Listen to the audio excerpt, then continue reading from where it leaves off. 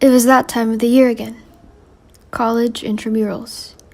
Ria Denise, or RD Lomod, is a fourth-year MT student and a talented libero of the MT Vikings. This was her last year, along with her team, to claim the title of Volleyball Championship. This is it, the last match against another school competitor. Cheers filled the stadium, and her friends shouted proudly by the sidelines. Taking deep breaths, Artie was trying to get the nerves out of her system. However, it wasn't the game that tugged on her mind. Since she woke up, she had this feeling that something bad was going to happen, and no matter how hard she tried, she just couldn't shake it off. You ready, guys? This is the finals we're talking about. All our blood, sweat, and tears has prepared us for this day. Whatever happened, so that we gave it our all. Let's go, Team Vikings!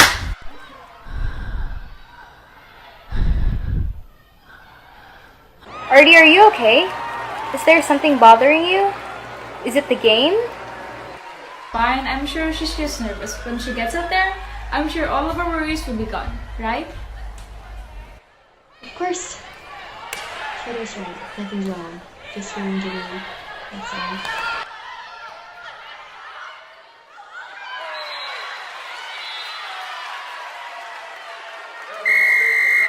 Let's break a leg, guys! Go team! Go Vikings!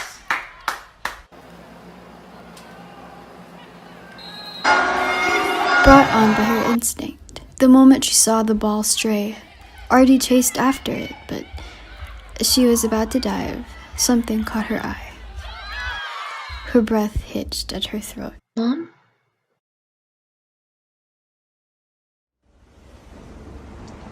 You know how busy my schedule is. You can take her to practice. You think I'm not busy? It's like the hospital's your whole life and you have no time for us. I'm sick of this. Mom! Dad!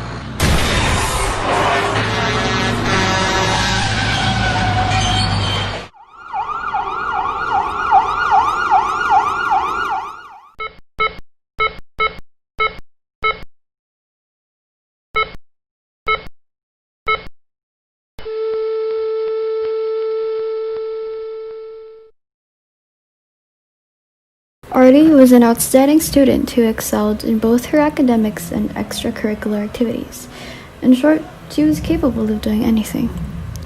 She had just finished another round of volleyball practice before the big tournament and was prepping to head home.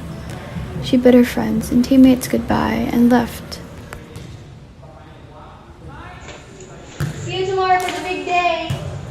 Bye-bye! As she was about to get into her car, her cell phone rang, and judging by the ringtone, it was her overprotective father again. Not now, Dad.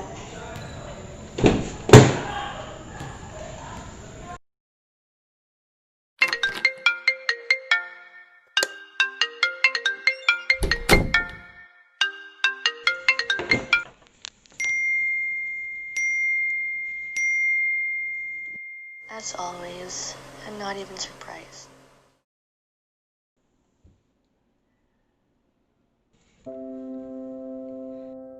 I miss you, Mom. Artie loved seeing her mother cheer for her during tournaments, and how she would smile at her no matter what the outcome of the game was. Her soft laughter, her gentle embrace, and her warm hand caressing the sides of her cheek as she cried her frustrations away. They're all just memories now.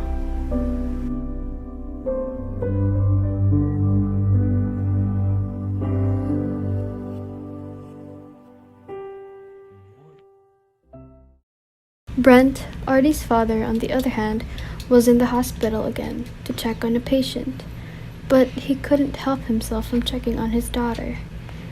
Ever since his wife had died, he became more protective of their only child. He could only remember what had happened that fateful drive home.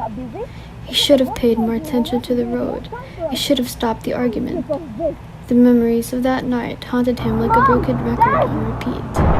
Staring at the phone, he believed it was his fault. He should be the one to blame.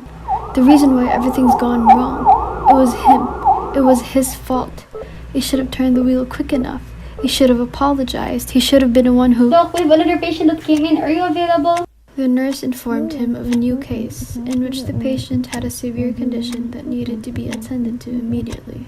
He turned to the clock in the office once more and sighed. He knew that he wasn't going home that night.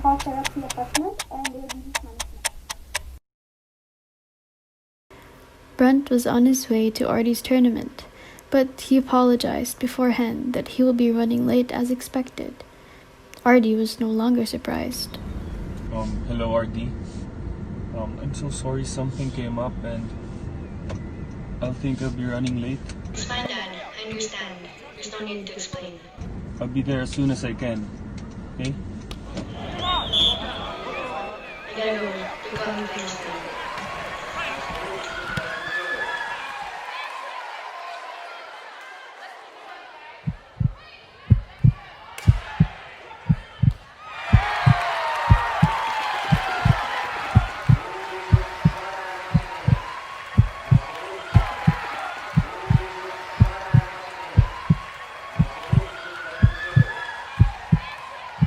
As Artie tried to receive the ball, she was astonished to see a glimpse of her mother appearing at the distance.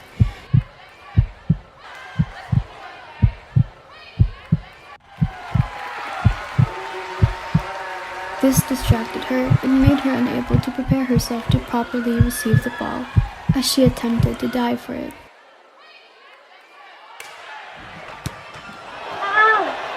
The game was immediately stopped. She had fractured her right forearm.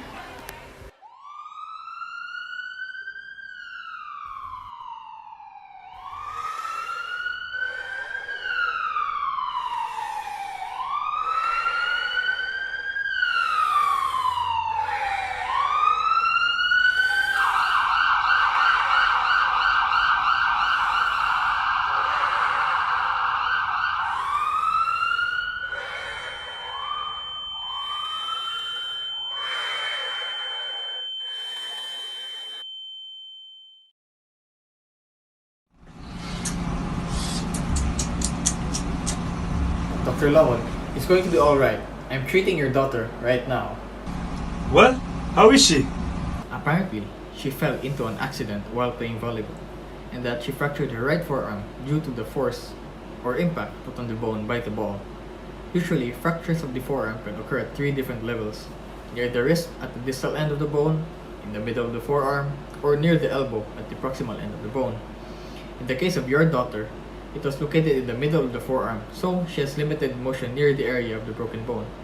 Also, as you can see on the x-ray we've conducted earlier, her ulna was greatly affected. We classified her fracture under the green stick one because it is only cracked and bent. Fortunately, the injury is neither crucial nor life-threatening, as it is only a green stick fracture.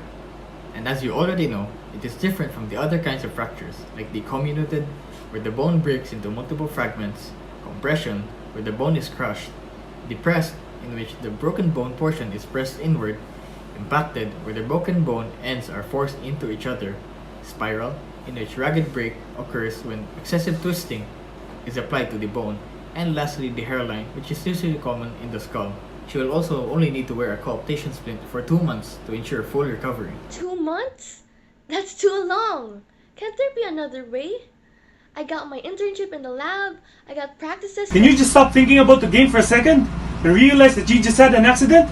Who knows what could have happened? You're fairly lucky you only needed a splint, but it could have been worse than that. So no volleyball! But Dad! I can recover fast.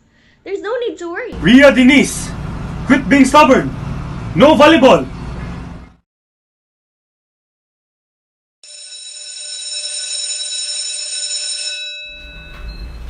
Sure. I have to wear this splint for a while, but I promise I'll be back. Look, we get it that you were good at some point, but that was back then, and we lost, thanks to you. Artie was forced to wear a coaptation splint for over 2 months and was unapproved to play in any volleyball games until she has fully recovered. Considering how overprotective and firm Brent was towards her, she was forcibly told to quit volleyball instead. This led to a fiery feud between them and further widened the rift in their relationship. Throughout her recovery period, Artie missed a lot of tournaments and inter-school competitions. Seeing her teammates play without her and being deprived of doing what she loved the most had greatly affected her mental health. Sitting on the edge of her bed, empty eyes staring at the photos of her past games, a piece of cloth peeking out of the underside of her closet caught her attention. Curious, she picked it up and checked it out. It was her very first varsity uniform. She let out a slight chuckle as her mother's face flashed through her mind. Mom, I got accepted as a varsity player. Congratulations, I had no doubt. All your hardships were worth it. You mean the blood, sweat, and tears? Exactly. Things are never easy. It all just gets harder every time, especially when it's reaching your dreams. But see, you didn't give up, Artie. It's something that I want you to remember. Keep that spirit in you burning, and you will go a long way. She hugged the jersey as a slight smile tugged at the corner of her mouth. Even when you're not here, you've always had the right words to say, Mom. Thank you.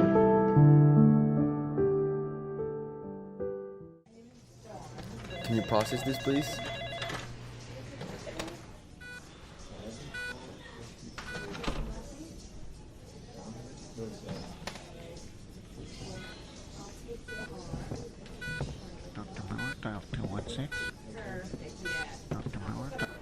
Okay, so we're going to take off the splint today.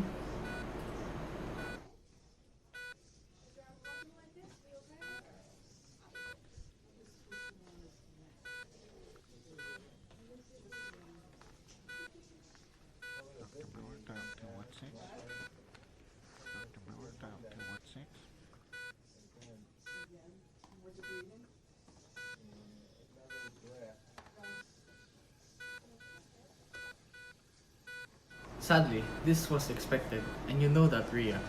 A simple disuse of the muscle due to the sedentary lifestyle that you were experiencing, especially for your arm, affected the muscle mass and caused muscle Atrophy. Yes, Doc. I knew it was inevitable, but I hoped it wasn't true.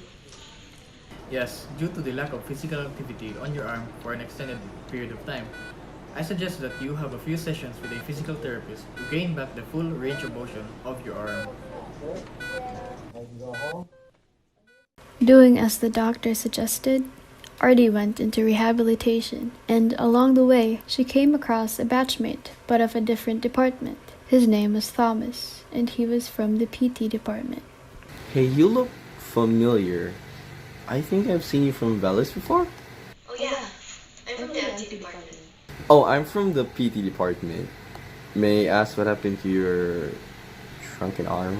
Yeah, 2 months ago I had an accident while playing volleyball. I fractured my right forearm and I had to wear a commutation splint. They just took it off days ago. Correct me if I'm wrong, but bone healing starts with bone formation and growth and bone remodeling. The healing of bone fractures usually involves 4 major events. That would be the formation of hematomas, the formation of fibrocartilage callus, the formation of bony callus, and bone remodeling occurs. A decrease of muscle mass, especially a lack of physical activity for an extended period of time, leads to your shrunken arm. And I am very sorry for sounding like a nerd. I think you're right. Hey, I'll be here to help you through that if, I don't know, you'll let me.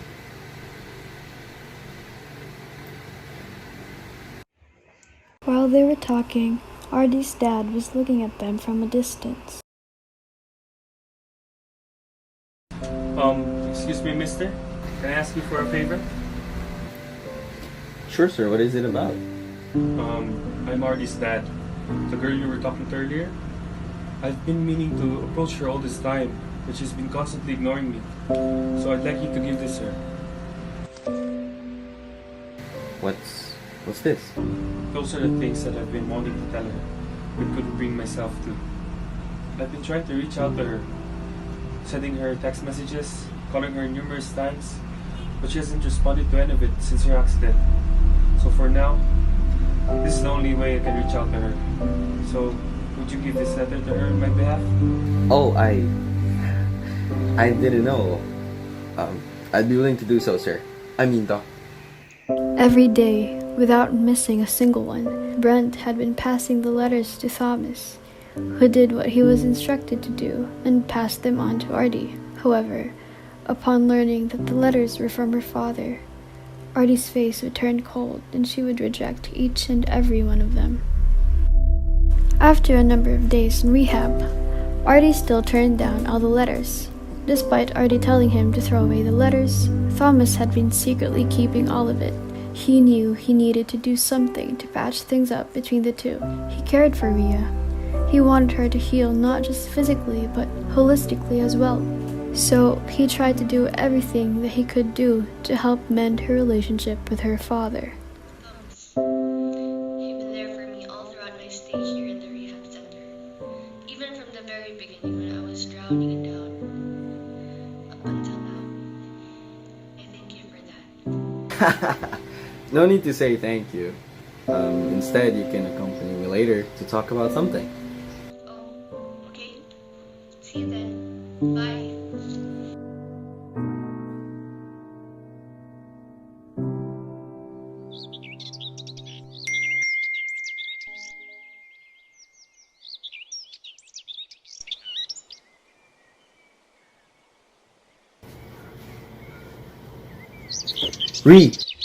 Realizing what the handful of letters were, Artie stopped in her tracks and frowned. Please, just sit down.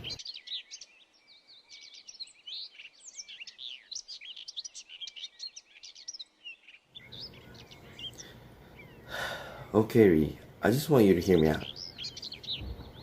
Remember when I told you that I'll be here for you all the way and I want you to heal completely? Well, these were the letters that I kept, that your dad sent every day. And let me just read you the first one. After a short breath and glance at Artie, Thomas reads the letter.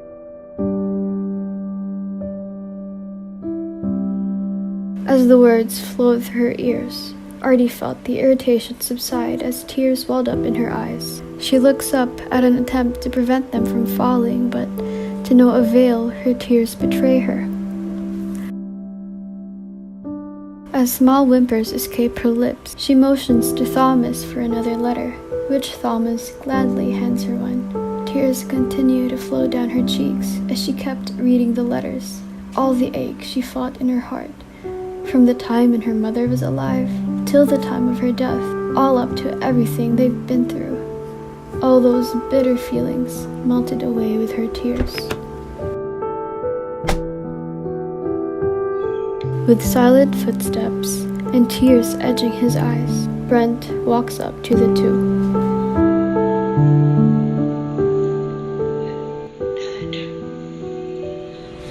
I know they haven't been the best father to you, but my sweet darling, my one and only baby girl, you're all that I have left. I'm so sorry for everything. So, are you ready to come home?